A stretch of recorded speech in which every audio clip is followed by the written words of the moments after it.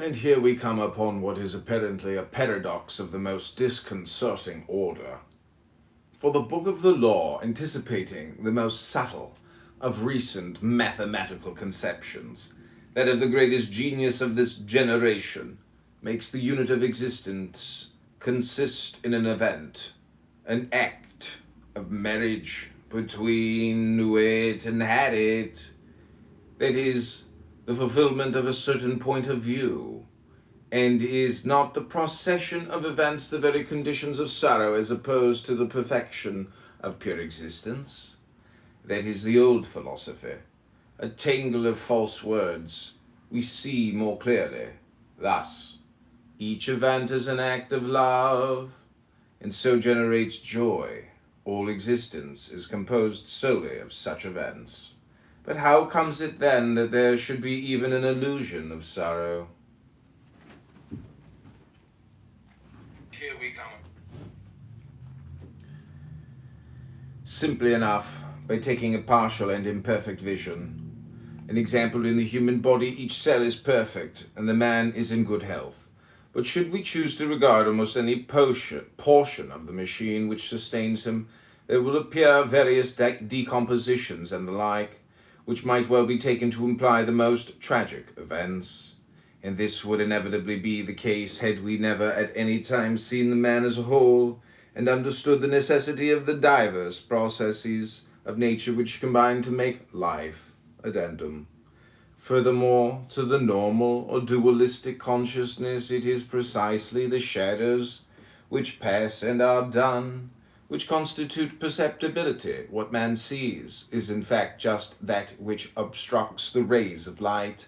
This is the justification for the Buddha saying, everything is sorrow. In that word everything, he is most careful to include specifically all those things which men count joyous.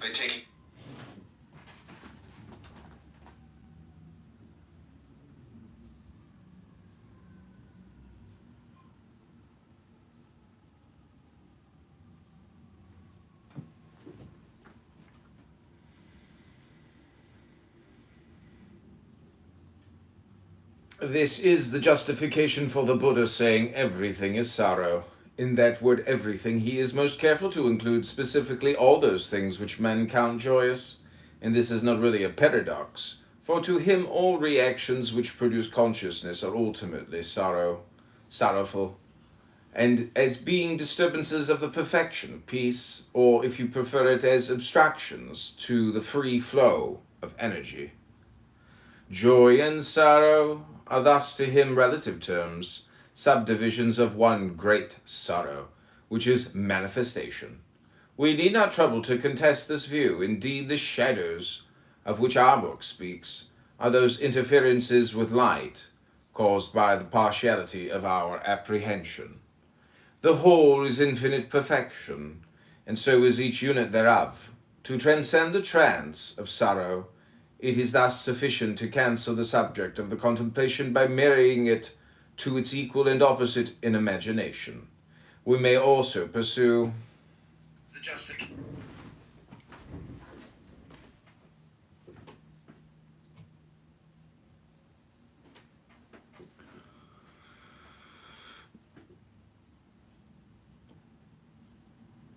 The whole is infinite perfection, and so is each unit thereof. To transcend the trance of sorrow, it is thus sufficient to cancel the subject of the contemplation by marrying it to its equal and opposite in imagination. We may also pursue the analytical method and resolve the complex which appears sorrow into its atoms. Each event of it is a sublime joyous act of love, or the synthetical method, proceeding from the part to the whole with a similar result. And any one of the movements of the mind is, with assiduity and enthusiasm, capable of transforming the trance of sorrow itself into the cognate trance attributed to understanding, the trance of wonder.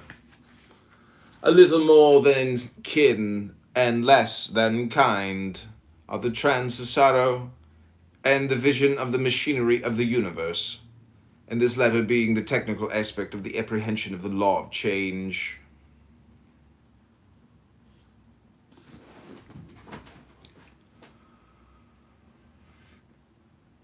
which is also a trance of the same order as that of sorrow.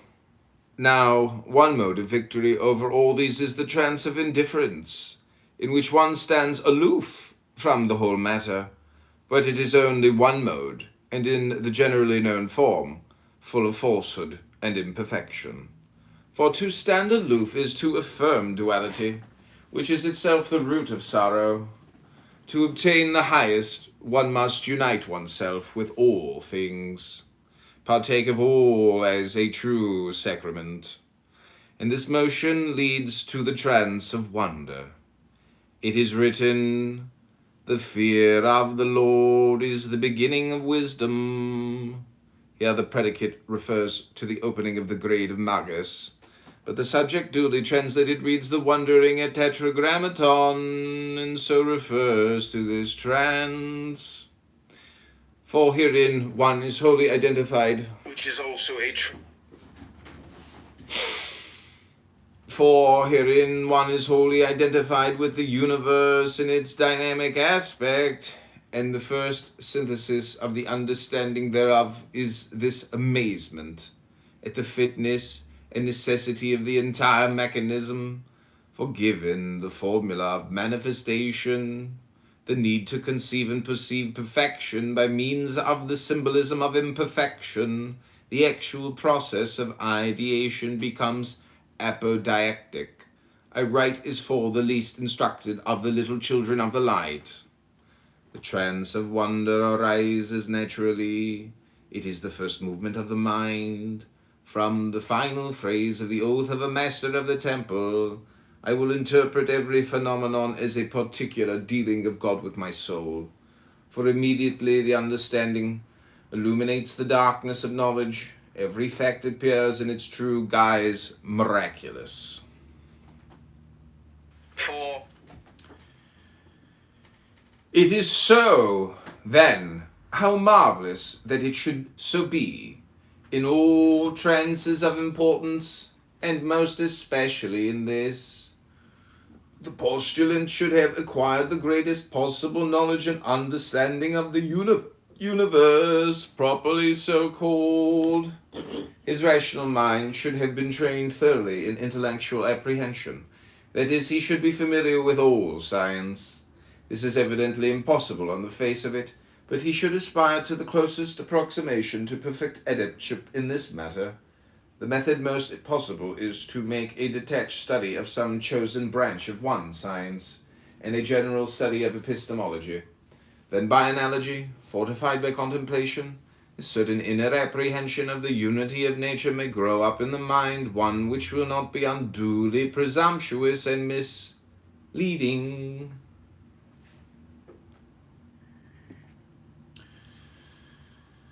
But our work demands more than this.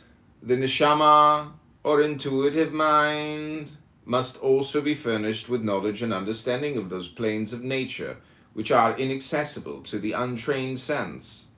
That is, he must pursue our methods of vision with indefatigable ardor. Now in all this, the true unitive and transcendental science is that of mathematics for the Ruach, and its crown the holy Kabbalah for the Neshama. By this means the work is not, as would it first seem, increased beyond human capability. There is a definite critical stage comparable to that familiar to the adepts of asana and of dharana, after which the terms of the equation, like the latter terms of a binomial expansion, repeat themselves, though after another manner, so that the meditation becomes progressively easier. But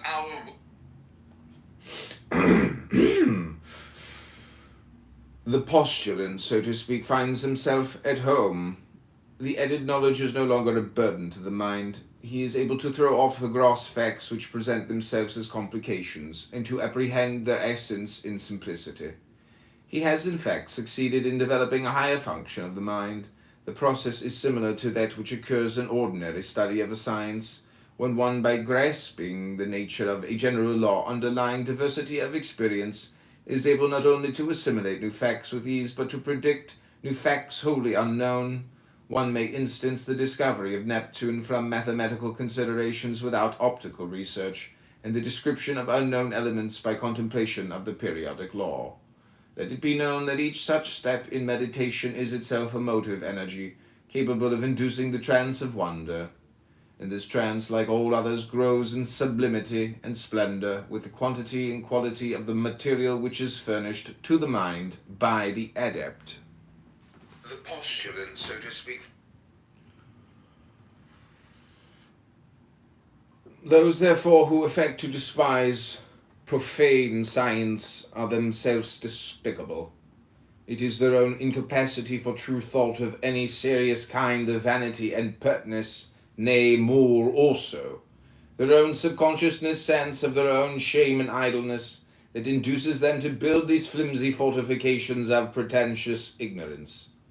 There is nothing in the universe which is not of supreme significance, nothing which may not be used as the very keystone of the rainbow arch, of the trance of wonder. It is necessary to add but one brief word to this elementary essay. This trance is of its nature not only passive and intuitive. Its occurrence floods the mind with creative energy, fills the adept with power, and excites in him the will to work.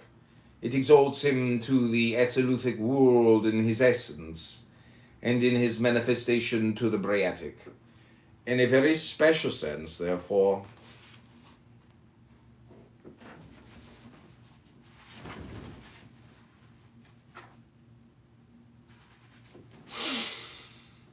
it may be said that the postulant is most intimately united with the Supreme Lord God Most High, the true and living Creator of all things, whensoever he attains to enter this most majestic pylon of the trance of wonder. Beatitude. There are two well-distinguished forms of the beatific vision. The higher pertains to Kether, and is thus proper only to the ipsissimus, though it may be enjoyed sporadically, and as it were by accident by those of lower grades. It is of extremely rare occurrence, and has indeed never been described in any detail. It may even be said that it is doubtful whether any account of its true form has ever been given to the world. It need only be said in this place that its formula is love is the law, love under will, and that its nature is the perpetual sacrament of energy and action. It is dependent upon the perfect mastery of the mysteries of sorrow and of change.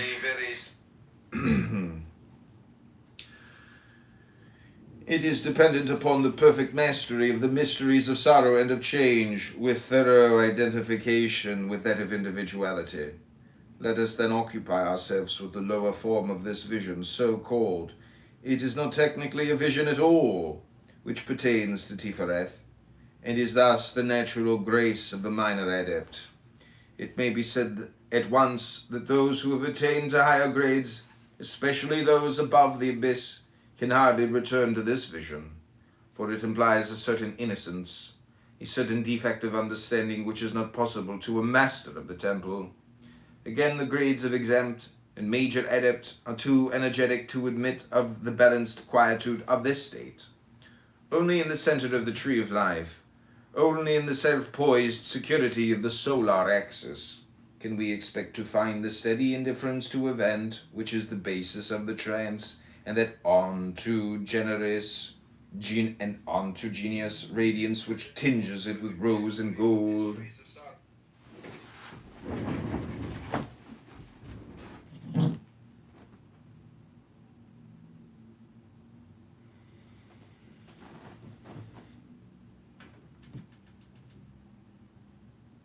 What if you could see the markets moving before they move?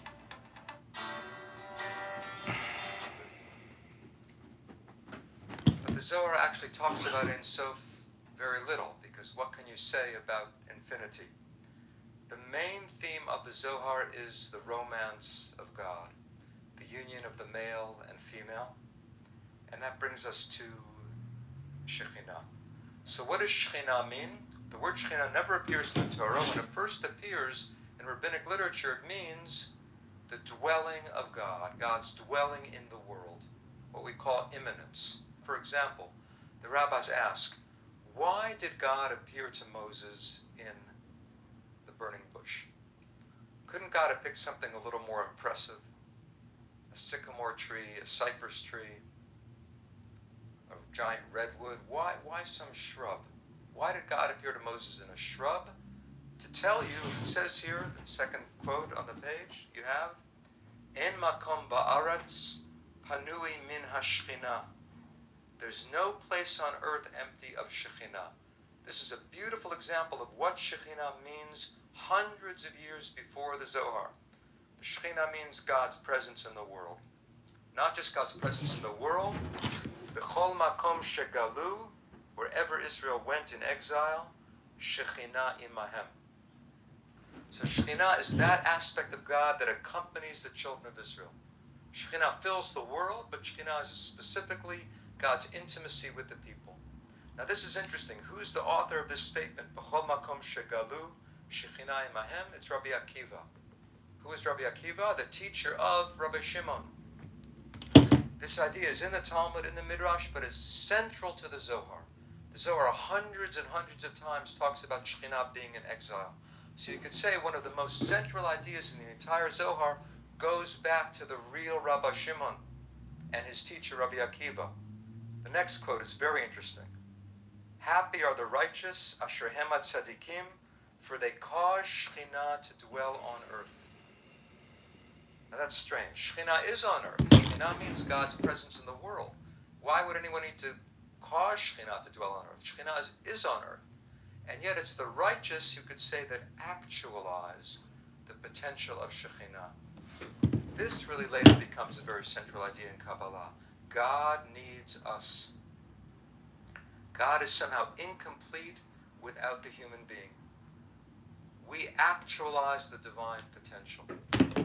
I think the most beautiful name I've ever seen for Shekhinah is Sod HaEfshar, the secret of the possible.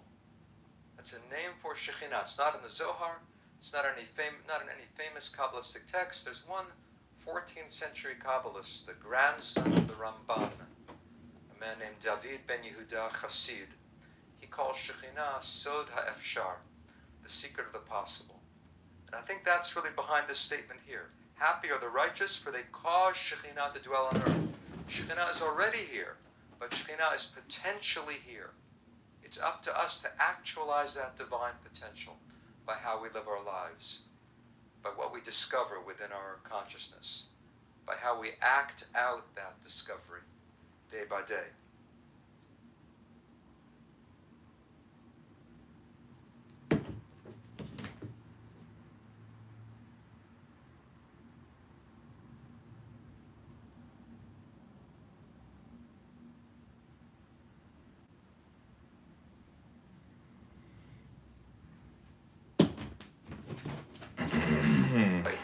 I don't think I really need to introduce Professor Matt because I've done it this like 3 times already. Other than to say, live from Berkeley, Professor Daniel Matt, Gems of the Zohar. Welcome everybody, and I'll put it on speaker view, and I will mute myself. Great, Ari, thank you. Good to see you again.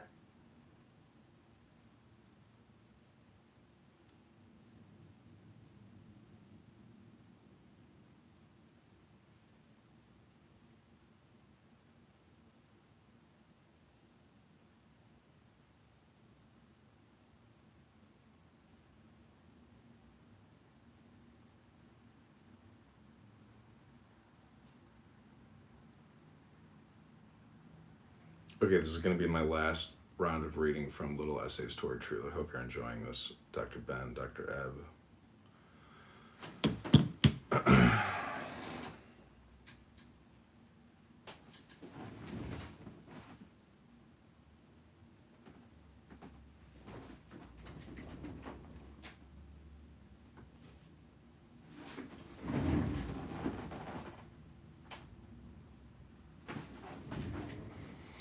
Those who call us Thanamites will do no wrong.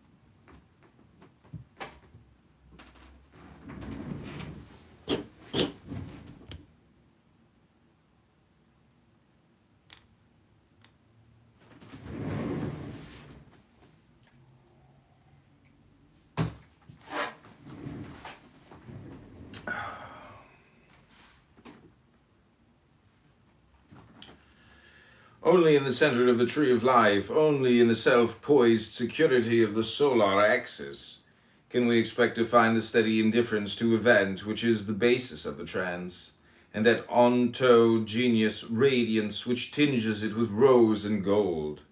This trance differs notably from most others in a way which the above stated conditions would lead us to expect.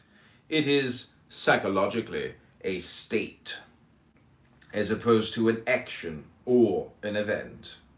True, all trances of somatic intensity are in a sense timeless, but it may be said that most of them are marked by well-defined issues of a critical character. That is, the entry to each is quasi-spasmodic. In this case, however, we find no such diagnostic. The trance may be continued for weeks and months, and the most ardent devotee of Tahuti, searching his magical record with the most conscientious acuteness, finds it impossible to indicate the onset of the vision. In fact, it may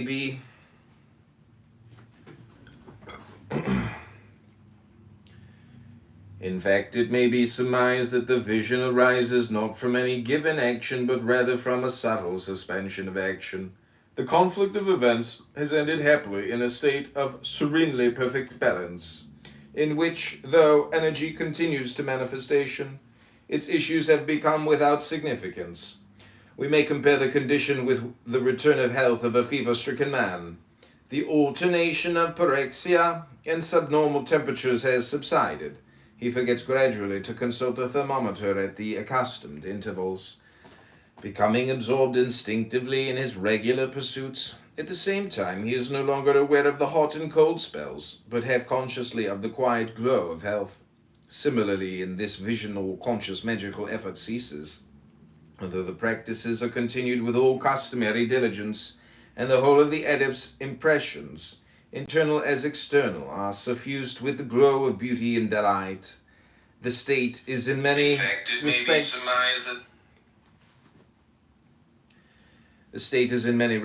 closely akin to that sought by the smoker of opium.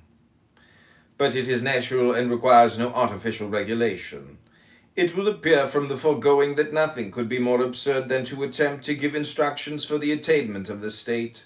To aspire to it, still worse, to seek to regain it after it has passed, must appear the climax of bad logic. Nor delectable and blessed as it is, can one call it actually desirable. We need not assume that it is in any way deleterious, that it exhausts good karma, or that it wastes time and damps aspiration. It should be accepted when it occurs with calm indifference, enjoyed to the full and quitted without regret. Its occurrence is in any case clear evidence that the adept has reached a definite and rather exalted state of being, since he can live so many hours without being perturbed by the incidence of any motive force. It implies a marked degree of attainment of internal and external control. State is in many respects.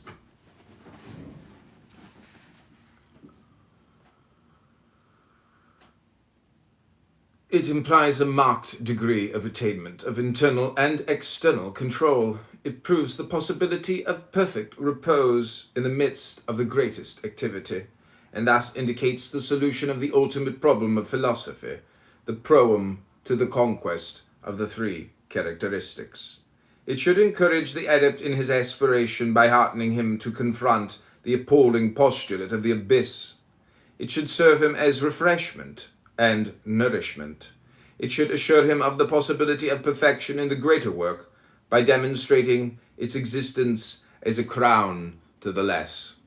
Moreover, the enjoyment of delight and the apprehension of beauty in all things, even on this plane where analysis has not yet become acute, do actually fortify the heart and enkindle the imagination. Let therefore the postulant of the rosy cross pursue his path in solemn strength, aware that at the proper moment he may receive, unasking, the reward and enjoy the revivifying flood. It implies Let therefore the postulant of the rosy cross pursue his path in solemn strength, aware that at the proper moment he may receive, unasking, the reward and enjoy the revivifying flood of dulcet light, which has been called by the adepts the beatific vision. Laughter. The common defect of all mystical systems previous to that of the eon whose law is thelema is that there has been no place for laughter. But the sadness of the mournful mother and the melancholy of the dying man are swept into the limbo of the past by the confident smile of the immortal child. And there is no vision more critical in the career of the adept of Horus than the universal joke. In this trance he accepts fully the formula of Osiris, and in the act transcends it. The spear of the centurion passes harmlessly through his heart, and the sword of the executioner strikes idly on his neck. He discovers that the tragedy of which so many centuries have made such case is but a farce.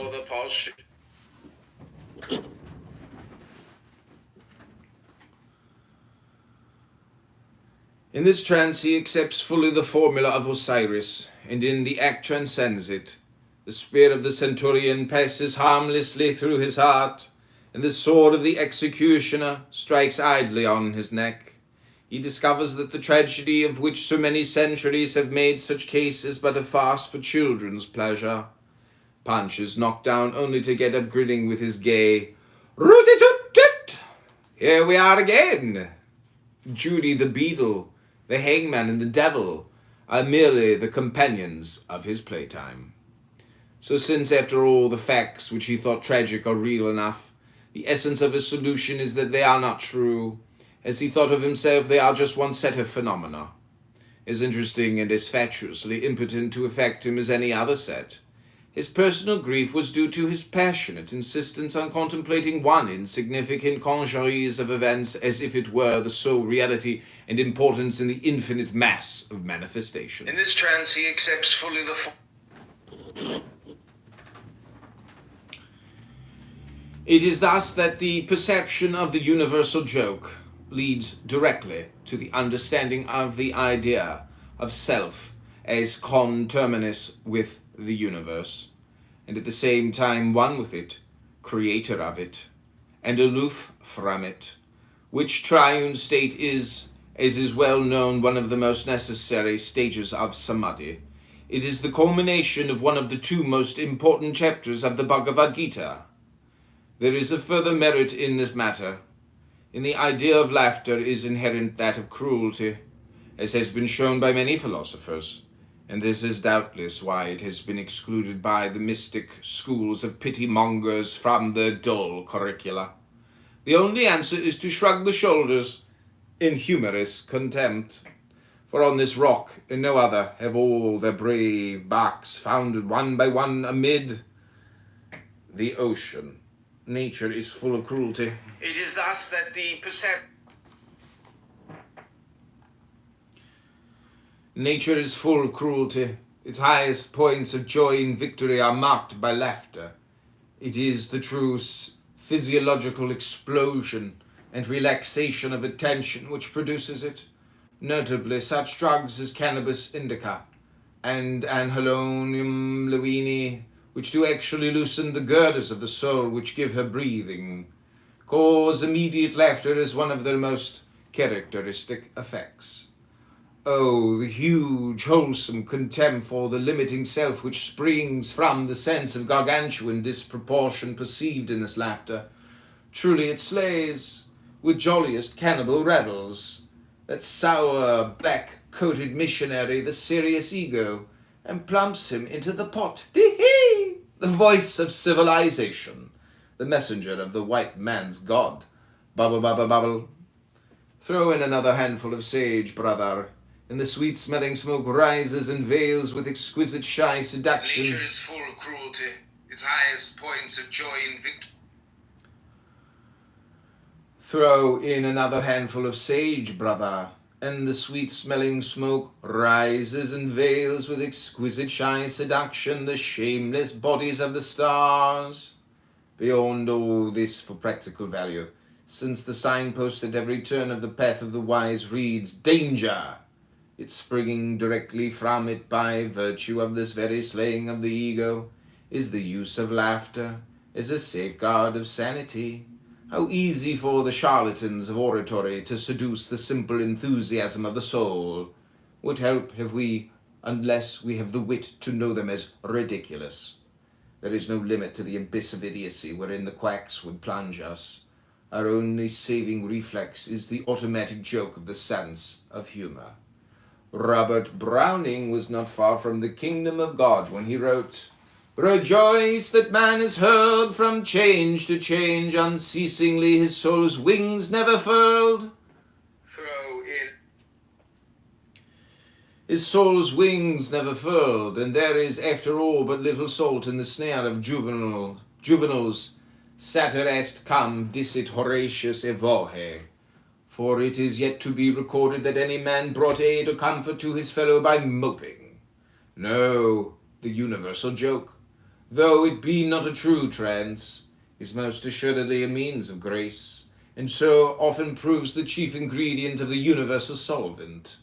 Back then to Browning, to the brave last words he wrote while fourscore struck upon the timepiece of his years. Greet the unseen with a cheer, bid him forward, breast and back as either should be. Strive and thrive, cry, speed, fight on, fair ever, there as here, amen. Were the world understood, ye would see it was good, a dance to a delicate measure. Aye, let us end with that most sudden, surprising word of a certain angel of the vision and the voice, who left the seer lapsed in his solemn trance with the gay, laughing phrase, "But I go dancing! The tables of the law? Bah! Solvuntur tabuce risu." Indifference. The state of mind which is characterized by indifference is commonly called trance, but the misnomer is unfortunate. It is in fact, in a sense, the precise contrary of a trance, for trance usually implies samadhi, and this state specifically excludes any such occurrence that implies a uniting in this wild dissociation.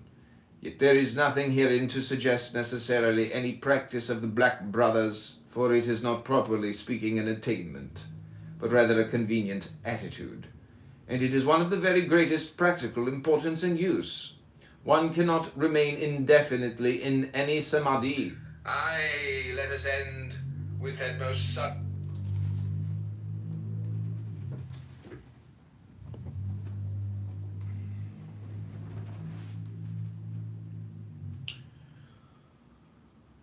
One cannot remain indefinitely in any samadhi. At the same time, it is proper to fill the intervals between gusts of positive work in such a way as to leave oneself as free as possible to take the next step. One should therefore cultivate a habit of mind which is not bound by any form of desire. The state of indifference is thus a form of that silence which is defense and protection, and is cognate with the third noble truth of Buddhism, sorrow's ceasing. The general idea of the state is that the mind should react automatically to each and every impression. It does not matter whether the event be A or nay. Blavatsky observes that the feeling is at least tinged with disgust, but this is an error. Such a state is imperfect. There should, on the contrary, be a quiet, definite joy, not in the impression itself, but in being indifferent to it. This joy springs doubtless from the sense of power involved, but that is again an imperfection.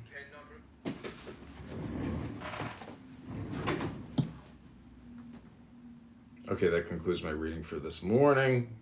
I hope you've enjoyed. That's like 40 videos I just created. So this has been Little Essays Towards Truth by Aleister Crowley. Health, wealth, love, peace of mind, happiness, and strength. God bless.